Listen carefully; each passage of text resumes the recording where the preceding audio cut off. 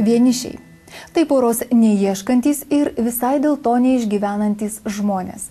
Pasaulyje tokių milijonai, Lietuvoje keli šimtai tūkstančių. Kodėl žmonės pasirenka gyventi vieni, kur veda toks vienatvės kelias? Psichologai ir psichiatrai neguodžia. Eiti prieš gamtą yra pavojinga.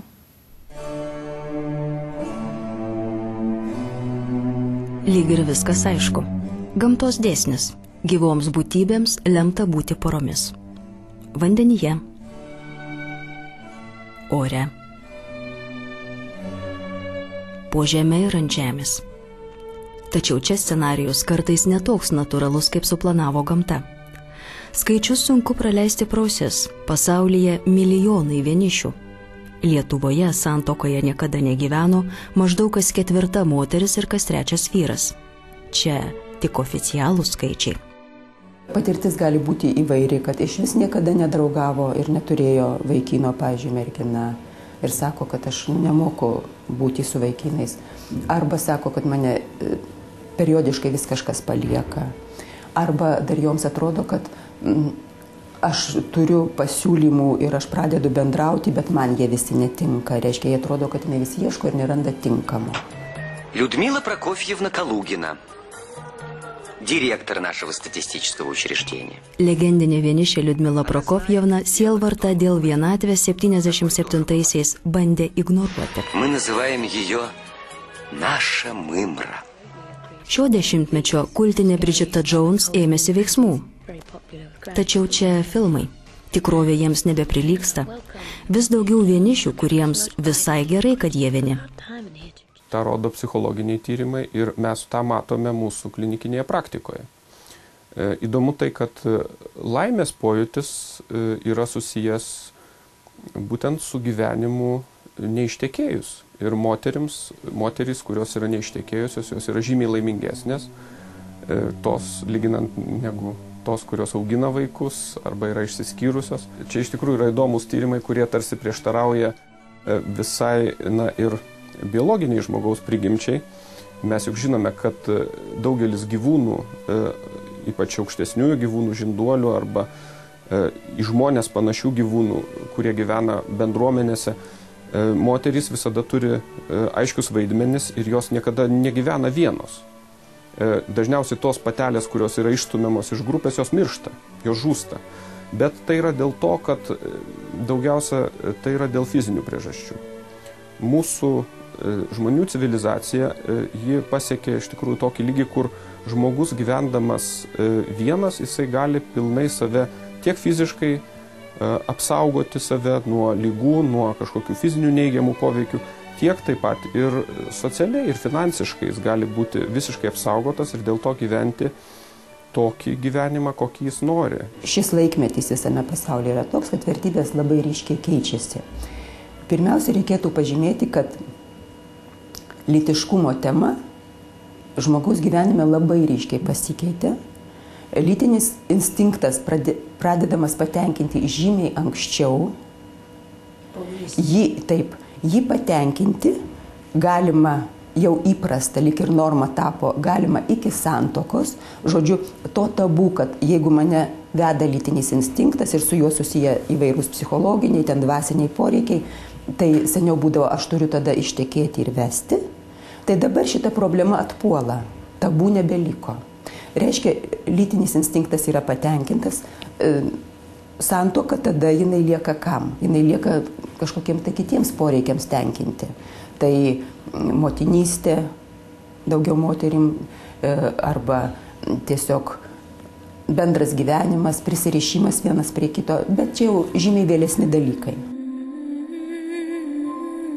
Jungtinėje karalystėje kas 5 moteris neplanuoja susilaukti vaikų. Australijoje suaugusieji maždaug 3 valandas per dieną skiria televizoriui ir tik 12 minučių savo partneriui. Jungtinės valstijos prieš 20 metų kūrė socialinės programas, kaip sudaryti daugiau galimybių šeimoms kartu pusryčiauti. Šiandien sprendžia, kaip priversti bent pasikalbėti vienas su kitu. Įsiklausykime, bent pasikalbėti. Neseniai realybės šou Amerikoje rodė Svajonių namus. tokius, kuriuose kiekvienas šeimos narys turi atskirą įėjimą. Ar kas nors labai kitaip Lietuvoje? Kur nueisime taip eidami? Mes žinome iš aukštai civilizuotų visuomenių, tokių kaip pavyzdžiui Japonija, kur jauni žmonės izoliuojasi ir pasineria į bendravimą virtualioje erdvėje.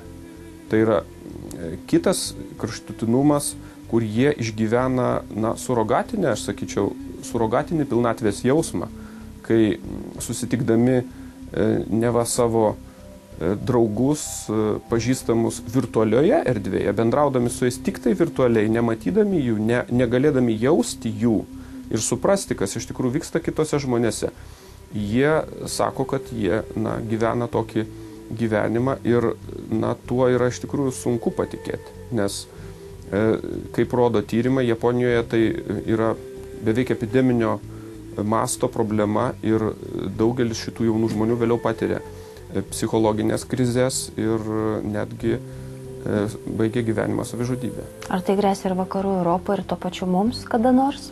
Aš manau, kad tikrai tokia tendencija yra. Tai yra, manau, kad labai daug įvairiausių socialinių, visuomeninių, politinių dalykų, interesų ir kol kas jie tikrai neigiamą kryptimį visą tai veda.